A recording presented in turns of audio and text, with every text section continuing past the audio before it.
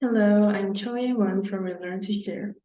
안녕하세요. 저는 이번에 통합사회 2단원 자연환경과 인간에 대해 발표하게 된 조예원입니다. 먼저 발표하기 전에 발표 내용의 온전한 집중을 위해 저의 화면은 잠시 넣어두도록 하겠습니다. 그럼 시작하겠습니다. 첫 번째, 자연환경과 인간 생활입니다. 인간의 생활은 자연환경, 즉 기온, 강수량, 지형에 따라 많은 영향을 받습니다. 그중 먼저 기온에 따른 우리의 생활을 알아보자면 예를 들어 기온이 높은 지역에서는 음식물을 상하지 않게 하기 위해 기름을 볶거나 튀겨낸 요리가 발달하고 추위가 심한 기후에서는 곡물이 잘 자라지 않아 육류를 주로 섭취하는 등 우리는 그 환경에 맞게 적응하며 살아갑니다.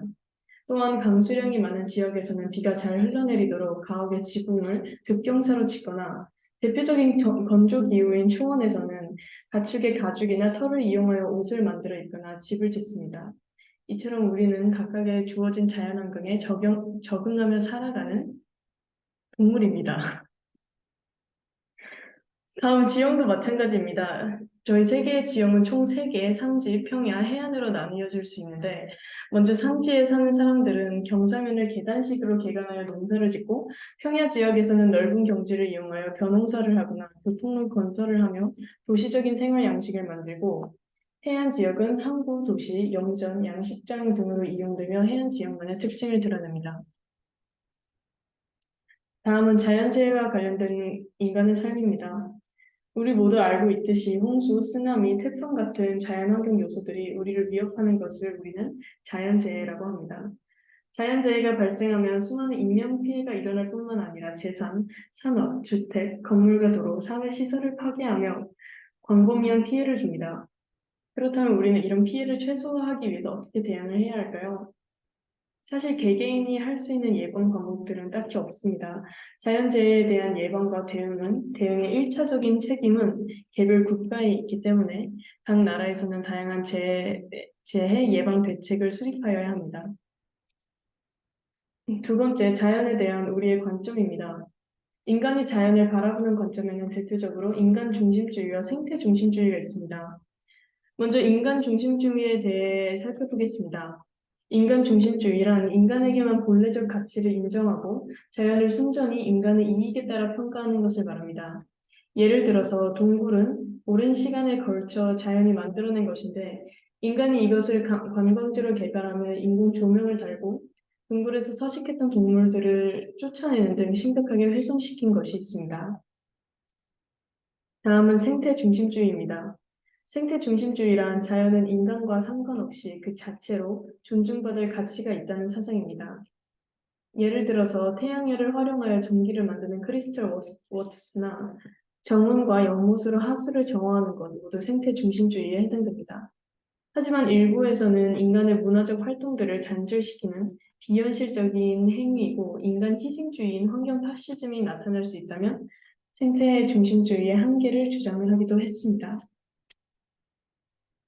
그렇다면 인간과 자연의 바람직한 관계는 무엇일까요? 이것은 동양의 자연관에서 정답을 찾아볼 수 있습니다. 먼저 유교에서는 하늘과 인간이 하나가 되어 자연과 조화를 이루며 살아가야 한다고 주장하였고, 불교는 모든 생명을 소중히 하며 자비를 베풀고 서로 연결되어 상호작용을 하는 것.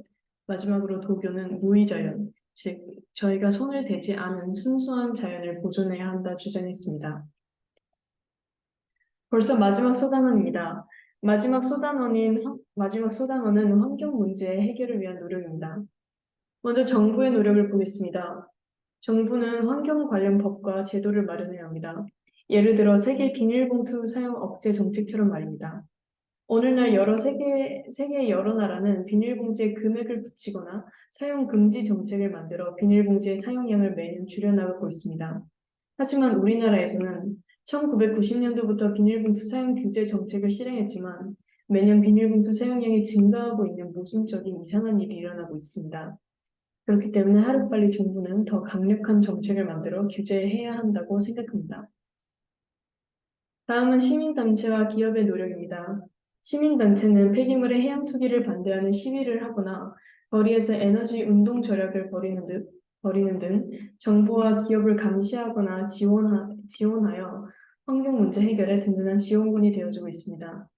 또한 기업에서는 전기 자동차 같은 친환경 제품을 생산하고 판매하며 환경 오염을 줄이는 데 이바지하고 있습니다. 마지막으로 개인의 노력에는 일회용 컵 대신 개인컵을 사용하고 승용차 대신 대중교통이나 자전거 이용을 하는 등 자원과 에너지를 절약하고 작아진 교복을 후배에게 물려주거나 사용하지 않는 물건을 팔고 분리수거를 하는 등 재사용과 재활용을 생활화하는 것이 있습니다. 마지막으로 출처는 통합사회 교과서와 고등학교 통합사회 이해 자료를 참고하였고 들어주셔서 감사합니다. Please leave a comment if you have any questions and leave like and subscribe. Have a nice day and thank you for listening to my presentation.